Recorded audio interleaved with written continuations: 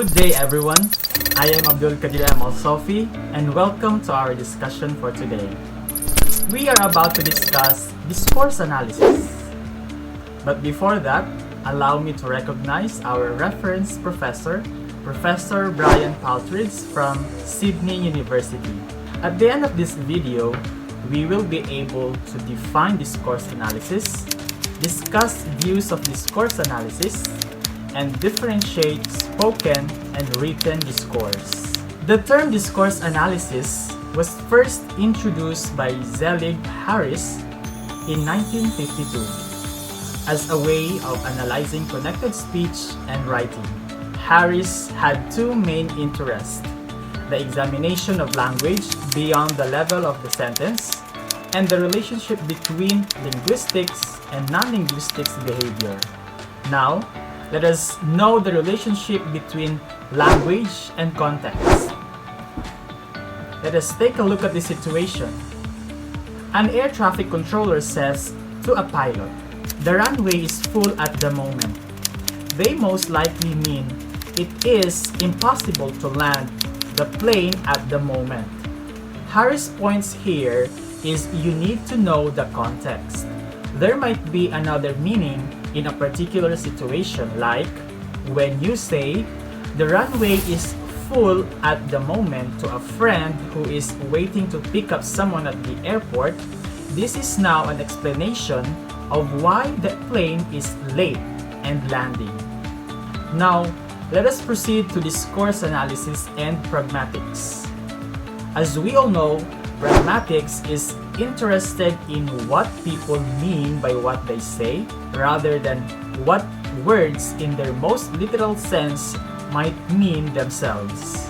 When we talk about discourse structure of text, we have to be very particular.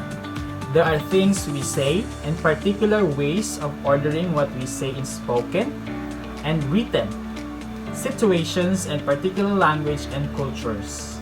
For example, an email to Dr. Paltridge from a Japanese academic at Japanese University may start with reference to the weather, saying immediately after, "Dear Dr. Paltridge," something like, "Greetings from a hot, sizzling Tokyo," or "It's such a beautiful day in Kyoto."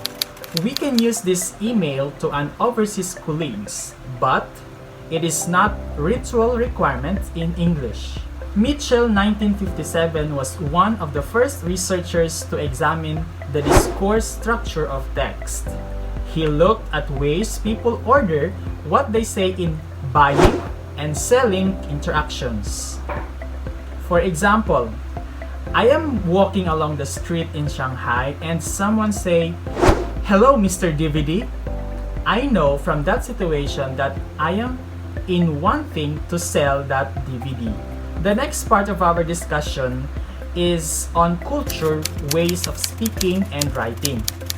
One useful way of looking at the ways language used by articular cultural is through the notion of ethnography of communication by Himes, 1964. He considered aspects of speech events such as who is speaking to whom, about what, for what purpose, where and when, and what is the impact of the conversation. Now, let's proceed to communicative competence and discourse. Communicative competence involves not only knowing a language, but also to say to whom and how to say it in appropriate way and in a particular situation. And that includes grammatically correct utterances, and when and where to use language appropriately, and with whom you are going to tell the utterances. Communicative competence has four components. These are grammatical competence, social-linguistic competence, discourse competence, and strategic competence. When we talk about grammatical competence, this is the mastery of the language code, while the social-linguistic competence talks about the knowledge of appropriate use of language in a certain society. On the other hand, when we talk about discourse competence, the knowledge of how to connect utterances in a text. And last, we have the strategic competence. This is the mastery of strategies that speakers use to compensate for breakdowns in communication and use to enhance effective communications. Now, a further way of looking at cultural ways of speaking and writing is through the notion of discursive competence by Bathiat 2004. It composed of textual, generic, and social competences. When we talk about textual competence, it refers to the ability to produce and interpret contextuality appropriate of the text. For example, let us say OIC means OIC and BB, which means bye-bye. On the other hand, generic competence describes how we are able to respond to both recurring and new communicative situations by constructing and interpreting. For example of this is how people send an email or send message to a friend. Another competence is social competence. This describes how we use language to take part in social and institutional interactions in a way that enables us to express our social identity. For example, how do you present yourself in a meeting at work? Are you going to show them that you are strict? For example, how do you present yourself in a meeting at work? Now, let's talk about the different views of discourse analysis. But before that, let me show you the outline. We will discuss about discourse as social construction of reality, discourse and socially situated identities, discourse and performance, and discourse and intertextuality. Let us start with discourse as social construction of reality. In here, we see text as communicative units that embedded in social and cultural practices. Discourse is shaped from the world as well as shaping the world, and the language itself as well as shaping the language, and the range of possible purposes of text. The next discussion in here is on discourse and socially situated identities. When we speak or write, we use more than just language to display who we are and how we want people to see us. According to GI 2005, the ways we make visible and recognizable who we are and what we are always involve more than just language.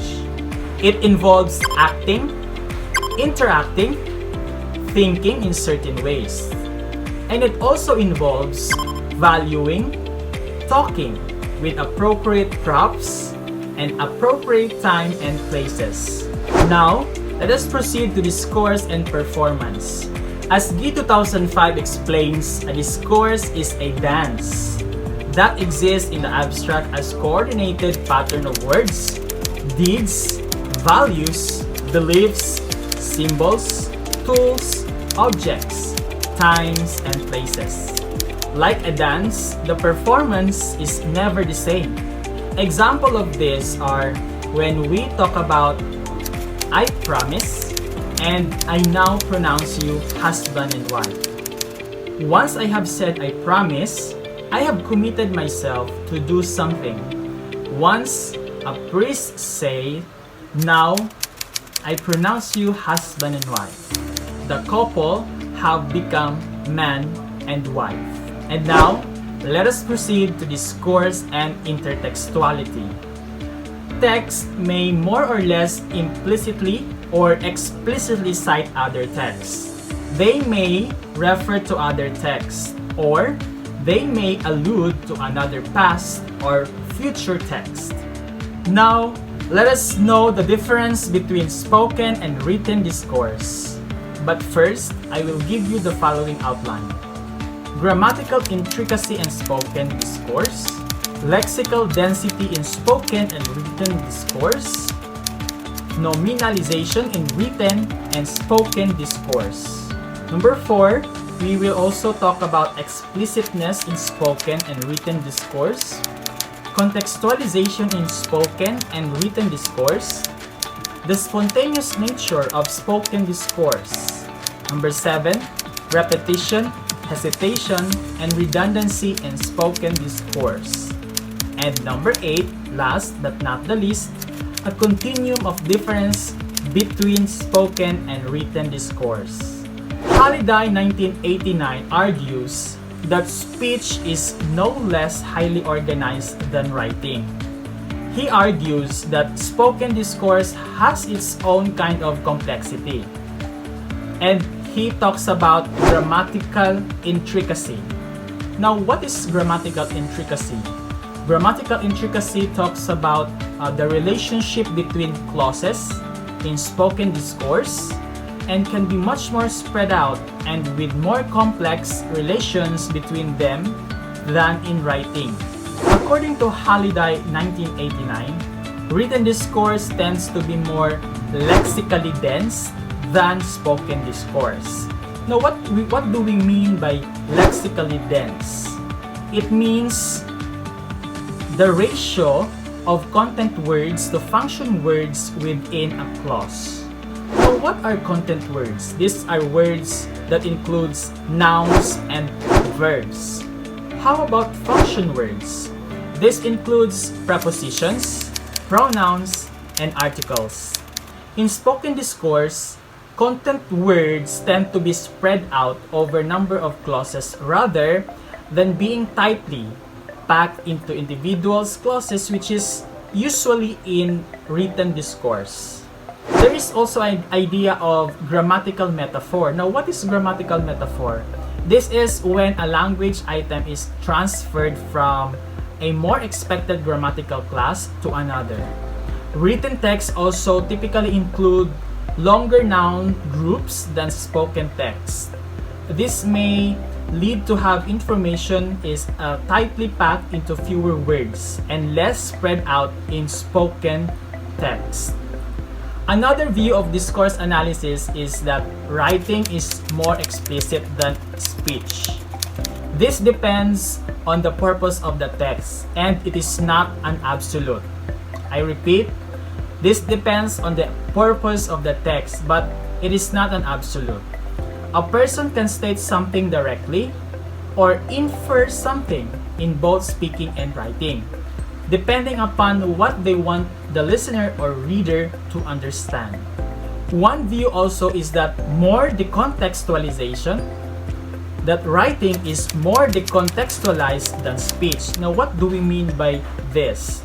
This view is based on the perception that speech depends on a shared situation and background for interpretation, whereas writing does not depend on such shared context. This is true of conversation but not true of speech and writing in general. Spoken genres such as academic lecture do not generally show high dependence on shared context, while written genres such as personal letters or memos do. A further view is that speaking is disorganized and ungrammatical, whereas writing is organized and grammatical. Nevertheless, spoken discourse is organized but also in different ways. Speaking contains more half-completed and reformulated utterances, and written discourse. Speaking also uses much more repetition, redundancy, hesitation than in written discourse, just like what I am doing right now. I use fillers. It is because in real time, with speakers working out what they want to say at the same time as they are saying it. Yes, the further characteristic of spoken is the use of pause. That's what I'm talking about.